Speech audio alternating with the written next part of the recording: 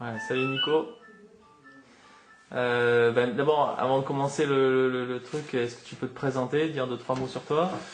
Nicolas Varambourg, j'ai 28 ans, ça fait 20 ans que je fais de la planche à voile, j'ai fait 10 ans de planche, enfin de filière olympique, donc tout ce qui était à l'époque c'était Tigalois, Mistral, donc j'ai fait 2-3 ans de planche olympique, et là ça fait 10 ans que je fais du funboard, dont 7 ans à haut niveau sur liste haut niveau, jeune, et maintenant depuis 3-4 ans senior.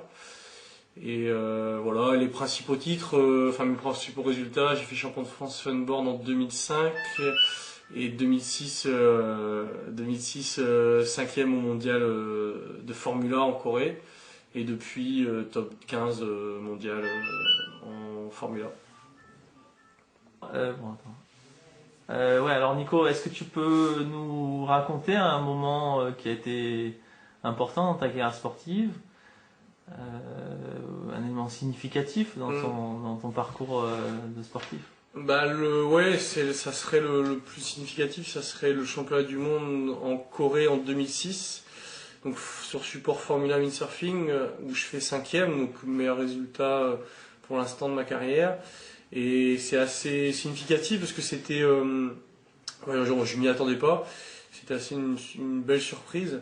En fait, à l'époque, on visait plutôt les top 20. On essayait de rentrer dans les top 20. On tournait top 25, top 30. Je rentrais de temps en temps dans le top 20. Mais voilà, donc l'objectif en Corée, c'était top 20, éventuellement top 15.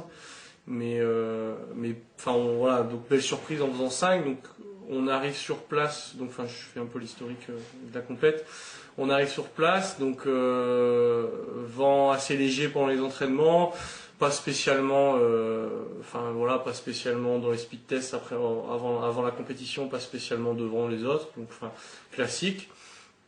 Et un peu spécial parce que il n'y avait pas tout le monde. Les meilleurs mondiaux, les 15 meilleurs mondiaux étaient là, mais il y a eu un phénomène. Le premier jour de course, qui devait être le troisième jour de la compétition, de l'événement. On fait 4 manches dans la pétole, et vraiment très grosse pétole. On a pris 8-10 nœuds, et encore c'était 8-9 nœuds, parce qu'en Formula Windsurfing, la limite c'est 7 nœuds. Donc c'était plutôt 7-9 nœuds, donc très limite. Ça faisait 3 jours qu'on courait pas, donc on se doutait que le comité, même avec limite, il allait valider des manches. On fait quand même 4 manches. Donc, et moi, je marche bien, je me mets bien. Donc moi, c'est le temps à l'époque, que je préférais, c'était vraiment le petit temps, parce qu'avec mon passé vraiment de planche olympique où on pompe beaucoup, moi ça tactique pas mal, il faut regarder les risées, il faut voir où les risées descendent, où le vent rentre, donc moi j'aimais bien. Donc ce jour-là, je fais je fais une manche de 5, sinon je fais 9, 9, 10 je crois. Donc déjà 9, 9, 10 c'était des super belles manches.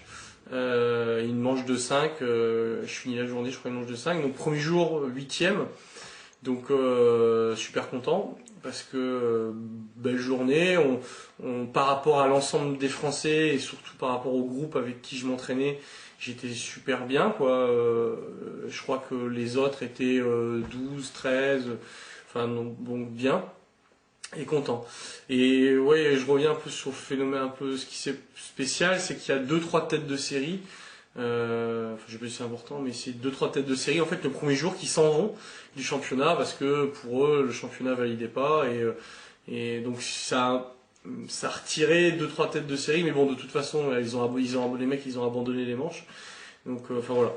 Donc et là la phase qui a été assez qui est peut-être intéressante pour toi, c'est que donc cette journée se passe où je suis 8e. Et il restait 3 jours de championnat.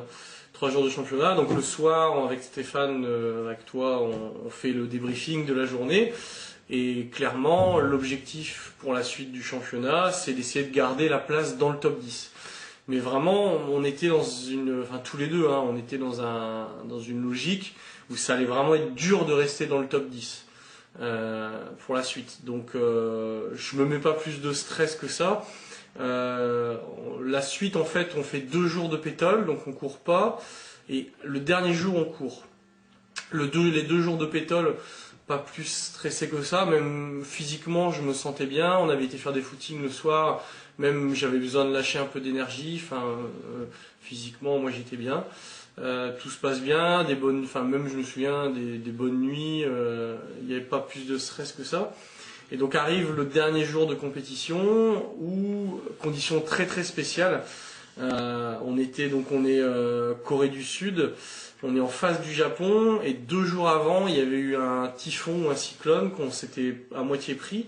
Et le lendemain en fait on avait eu un reste de typhon et c'était très spécial, on avait un vent side-off, donc légèrement de terre.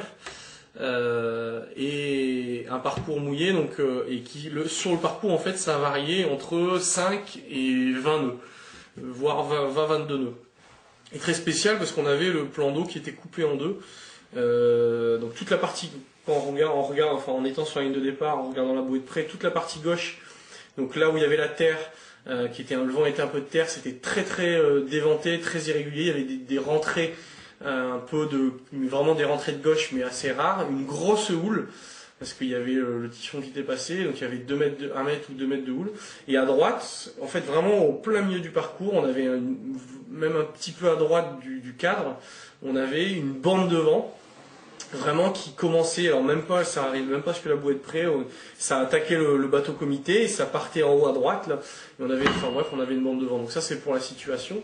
Ultra en termes pas ultra tactique, mais il fallait faire une lecture du plan d'eau vraiment minutieuse pour comprendre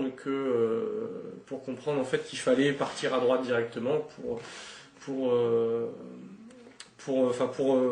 prendre la bonne option.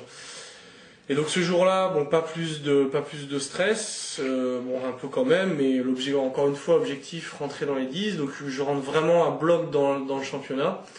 Dans la journée, avec Stéphane, je me souviens, je vais vraiment longtemps, une demi-heure, 3/4 d'heure, je vais à l'eau, je vais au pré, j'analyse beaucoup, on avait échangé avec deux, trois partenaires d'entraînement, donc on avait vu l'option.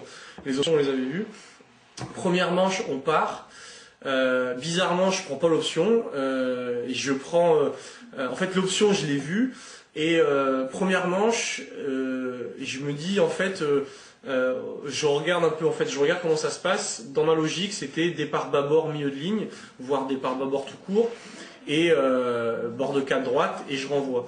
Et bizarrement, première manche, personne, dans le moins 2 minutes, 1 minute, personne prend l'option. C'est-à-dire que je vois personne partir qui veut s'engager bâbord. Donc là, un peu coup de stress, je change mon programme, et je me dis, allez, départ tribord milieu de ligne, si je me souviens bien.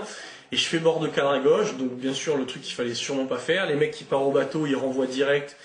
Voilà, donc j'arrive au pré, j'arrive 30 ou 40, donc voilà, gros coup de stress. Et là, je sais pas, gros coup de chatte, surtout pour moi, manche annulée parce qu'il y a eu une grosse bascule de vent.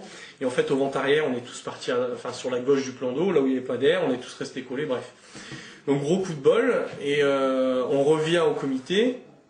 Et voilà, donc redépart, la configuration reste la même. Et là, je me dis, voilà, allez, c'est bon, je fais mon option. Et même, je suis arrivé à me dire, je vais partir bâbord au comité. Vraiment, ce qui se faisait jamais, parce que on avait vraiment le vent, il y avait la langue de vent qui arrivait, qui frôlait le bateau comité. Toute la ligne de départ, on avait un vent, donc le vent de gauche. Et vraiment, arrivé juste après le bateau comité, on avait cette fameuse bande de vent qui arrivait. Donc je me suis dit, bateau comité bâbord, donc ce que je fais. Et je me souviens, donc c'est vraiment c'est l'option c'est le truc qu'on voit jamais en compétition. Alors je sais pas dans les autres supports, mais en planche, c'est le truc qu'on voit jamais, départ bâbord au bateau. Et je me dis, voilà, je suis dans mon option, je pars, et je me souviens même, je m'étais dit, je regarde pas derrière. Je fais mon bord de cadre et je verrai quand je virerai, quoi. Et donc je pars, donc vraiment concentré, je me dis je vais pas regarder ce qui se passe autour, je vais faire ma speed, je suis dans mon option. Et donc je pars, et donc du vent, donc en même temps je m'étais pas retourné parce que j'avais vraiment du vent fort dans ma voile, donc je pars. Je regarde les lines 2-3 fois et je me dis merde, putain, il y a personne, quoi. Et bon, enfin bref, donc, et je vire.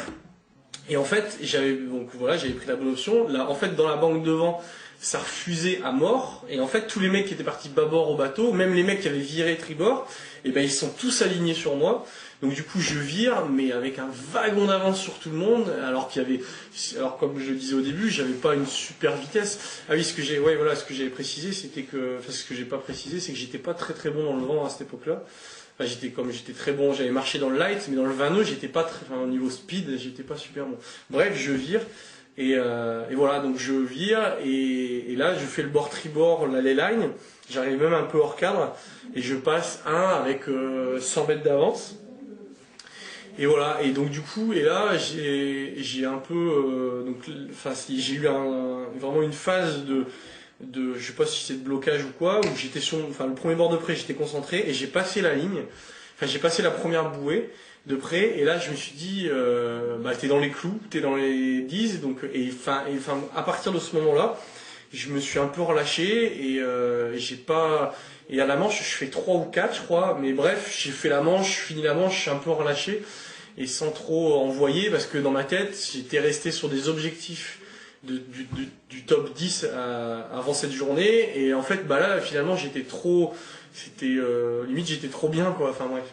Et on a rediscuté à une semaine, après, on a fait des débriefings, et finalement, voilà, on a conclu que j'aurais dû être à fond du début à la fin.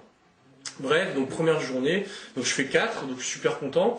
Donc là, après cette manche-là, je devais être 6 ou 7, je crois. Et on refait une manche, et rebelote, même configuration. Alors là, il y a un peu plus de mecs qui ont compris ce qu'il fallait faire. Et rebelote, donc même j'en passe, et deuxième manche, bouée de près, je passe 2. Au cul du mec, bref. Et pareil, ultra relâché. Je me rate même au deuxième tour sur une line, je perds 4 places. Et je fais 7 ou 8 à la manche. Et bref, voilà. Donc du coup, super journée, super content. Donc on s'était dit, je me souviens avec Steph sur le bateau, donc après le vent tombe, plus d'air, et on a attendu 2-3 heures. Donc là, on s'était dit, voilà, on avait à peu près calculé, et j'ai calculé que j'étais 6 ou 7. Et voilà, donc super stressé toute la journée pour plus que ça court, et bref, ça court plus. Et finalement, je fais 5 au championnat, donc voilà. Donc, un peu... Voilà. Qu'est-ce que tu retiens de cette, rapidement? Oui, j'ai été un peu long. Et qu'est-ce que tu retiens de ça? Qu'est-ce que ça t'a apporté après est-ce que ça a modifié ton comportement après sur les autres depuis, quoi?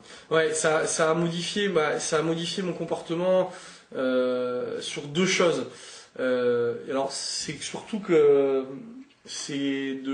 alors je sais pas si on peut parler d'instinct, mais suivre mon feeling sur le choix tactique. C'est l'exemple de la manche qui a été annulée au début, où j'aurais pu tout perdre, voilà.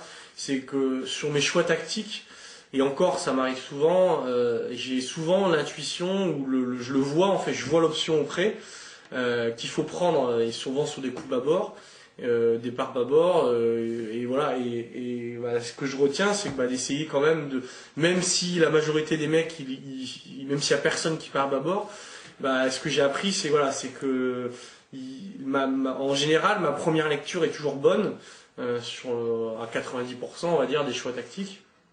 Et donc du coup maintenant j'essaye de prendre plus de risques par rapport à ça, quoi. Mes prises de risques sont plus importantes, surtout par rapport à ce que font en général les mecs. Parce que les mecs en Formula Windsurfing, c'est pas comme les sports olympiques. Dans le funboard, il y a beaucoup moins de mecs calés en tactique. Vu que moi je viens du milieu olympique, j'ai un gros bagage tactique et stratégie que beaucoup de mecs en funboard n'ont pas. Parce que les mecs en funboard, ils viennent souvent des mecs qui font de la speed, tout ça, ils ont pas. Enfin, ce que Formula, on est sur des cadres olympiques, quoi. C'est des parcours trapèze. Deuxième point, c'est que j'ai appris, c'est finalement cette position d'être en tête.